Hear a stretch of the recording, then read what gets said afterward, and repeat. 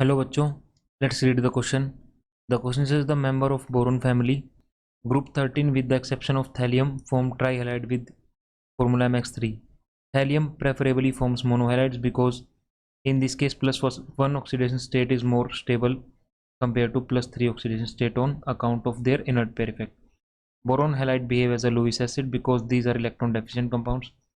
The expected order of acid strength of these halides is BF3, BCl3, Br3 and least for Bi3, because actual order is the reverse, and this is explained with the help of the concept of back bonding.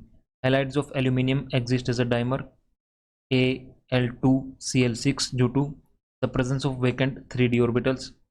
Al can accept an electron pair from chlorine atom of another aluminium atom.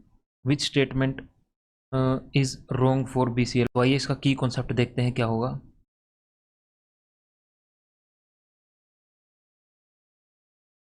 तो हमारा इसका की concept होगा BCl3 properties, bonding and structure, properties bonding and structure.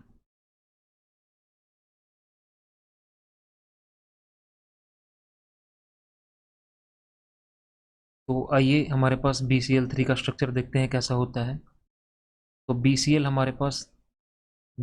हमारे पास कुछ इस तरह से होता है, यानी जो हमारा बोरोन है वो sp2 हाइब्रिडाइज्ड होता है और इसके बीच में हमारा जो एंगल होता है 120 डिग्री होता है. जैसे हमारा एल्यूमिनियम कुछ इस तरह से डाइमर बना लेता है, कुछ इस तरह से,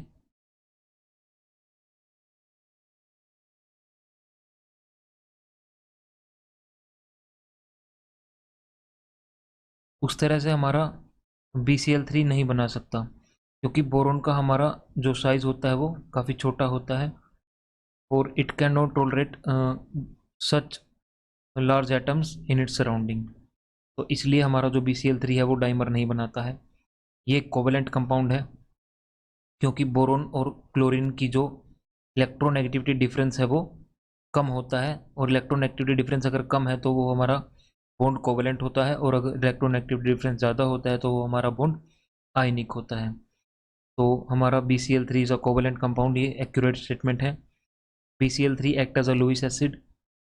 तो जो हमारा BCl3 है वो as a Lewis acid act करता है क्योंकि इसके अंदर जो हमारा इलेक्ट्रॉन पेयर होते हैं वो 1s2 2s2 2p1, यानी इसकी वैलेंस सेल में 3 इलेक्ट्रॉन होते हैं और 3 इलेक्ट्रॉन इसको क्लोरीन डोनेट करता है जब बॉन्ड बना लेता है. तो इसके पास वैलेंस सेल में टोटल 6 इलेक्ट्रॉन होते हैं, but any atom will want 8 electron in its valence shell. तो इसके पास 2 इलेक्ट्रॉन की डेफिशिएंसी है, तो इसलिए ये 2 इलेक्ट्रॉन एक्सेप्ट करेगा और behave as a Lewis acid. Lewis acid are electron acceptor.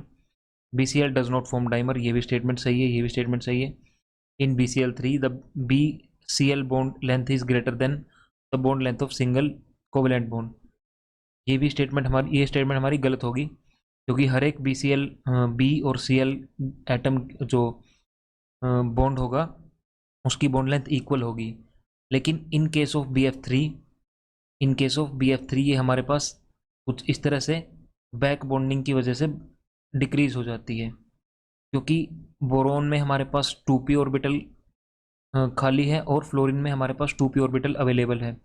तो यहाँ पे जो लोन पेयर प्रेजेंट है वो इस तरह से डोनेट करने के बाद यहाँ पे ये इस तरह से बैक बॉन्डिंग कर लेता है, यानी इस फ्लोरीन के साथ बॉन्डिंग यहाँ पे F और यहाँ पे F, और इस पे पॉजिटिव चार्ज आता है, इस पे नेगेटिव चार्ज आता है, और इसी तरह से तीनों फ्लोरीन के साथ बारी बारी बैक बॉन्डिंग करता है. और जो हमारा बोरोन और फ्लोरीन का बॉन्ड होता है वो स्ट्रॉन्ग हो जाता है और इसकी बॉन्ड लेंथ कम हो जाती है in comparison to single covalent boron fluorine bond. तो लेकिन BCl के केस में हमारे पास जो Cl के पास 3p ऑर्बिटल है जो कि इफेक्टिव बैक बॉन्डिंग नहीं कर पाता, और बैक बॉन्डिंग ना होने की वजह से इनकी सभी की बॉन्ड लेंथ इक्वल होती है. So option D is the wrong statement and option D is the correct option to this question. Hope you understand it well. Best of luck.